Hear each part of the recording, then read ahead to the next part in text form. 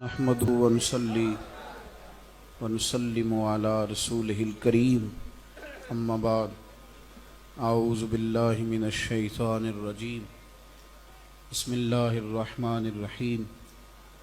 عزیز دوستو، اتنا بڑا اور اتنا خوبصورت اجتماع جو سارے کا سارا ہی علماء سے، فضلاء سے، مشائخ سے، سادات سے بھرپور بھی ہے اور معمور بھی ہے، مجھ جیسا طالب علم اس میں کیا اپنی رائے پیش کرے گا؟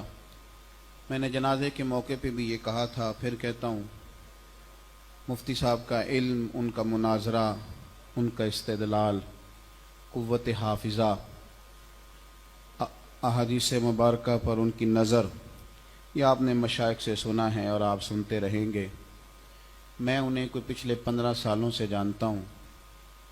میں نے اپنی والدہ کے جنازے کے لیے بھی مفتی صاحب سے گزارش کی، اپنے مدرسے کے سنگ بنیاد کے لیے بھی مفتی صاحب سے گزارش کی۔ جب بڑا دل چاہا کہ کسی شخص کو گھر بلا کے کچھ اس کی خدمت کی جائے اور گھر والوں سے کہا جائے کہ ان کے لیے کھانا پکایا جائے، تو پھر بھی مفتی صاحب کو ہی دعوت دی۔ مجمع بڑے ہوتے ہیں، نام بڑے ہوتے ہیں، اجتماعات بڑے ہوتے ہیں، القابات بڑے ہوتے ہیں۔ کئی دفعہ ان بڑے القابات کے نیچے کو میری طرح کا چھوٹا آدمی نکل آتا ہے۔ انسان لقب دیکھ کے سمجھتا ہے کہ شاید بندہ بہت بڑا تھا، قریب جا کے محسوس کرتا ہے کہ میں تو بھول گیا ہوں، لیکن حضرت مفتی صاحب رحمۃ اللہ تعالیٰ علیہ سچ مچ یارو بہت ہی بڑے تھے، وہ بہت ہی بڑے تھے۔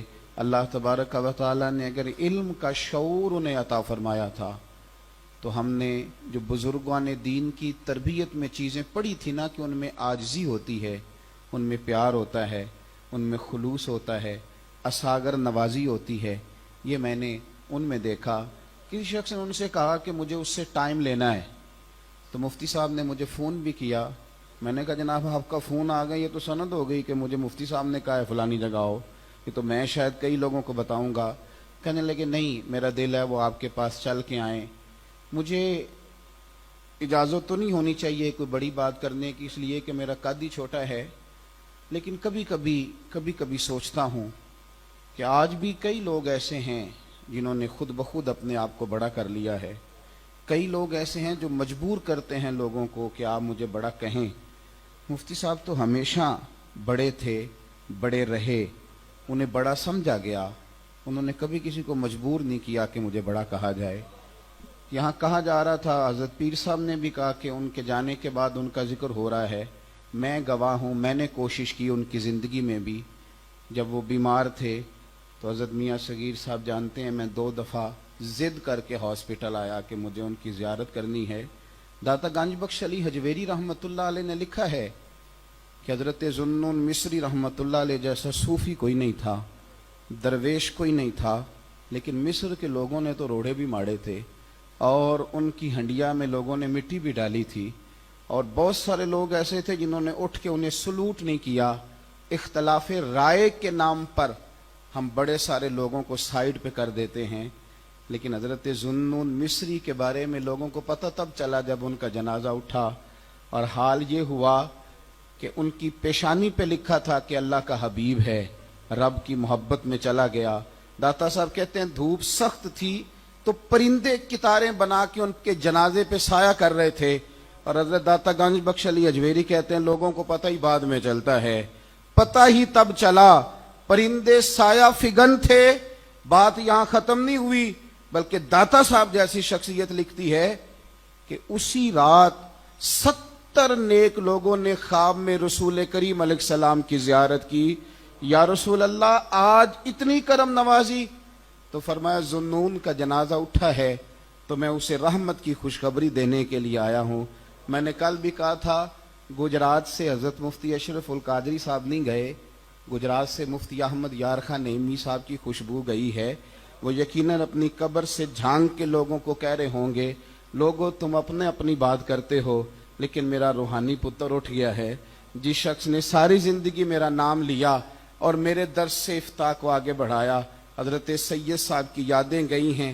لوگ جب بڑے ہوتے ہیں تو تحقیق کے نام پر تخریب بھی کرتے ہیں۔ ان کا قد بڑا تھا، علم بڑا تھا، وقار بڑا تھا، تقوی بڑا تھا، درود پاک شوق سے پڑھتے تھے، مہمان نوازی کرتے تھے، کھانا شوق سے کھلاتے تھے. ان کو اللہ تعالیٰ نے دنیا میں گھومنے کا موقع بھی دیا، لیکن چونکہ نظریے کے آدمی تھے نا، نظریے کے آدمی تھے، ساری زندگی رہے وہ در مصطفیٰ کے غلام بن کے ہی.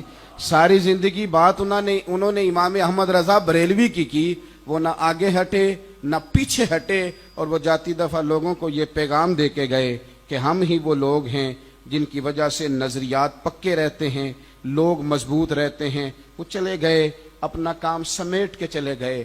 دیکھنا لوگ ان پر تحقیق کریں گے، ان کی بات کریں گے، ان کا تذکرہ ہوتا رہے گا، ان کی یادیں ہمیشہ باقی رہیں گی.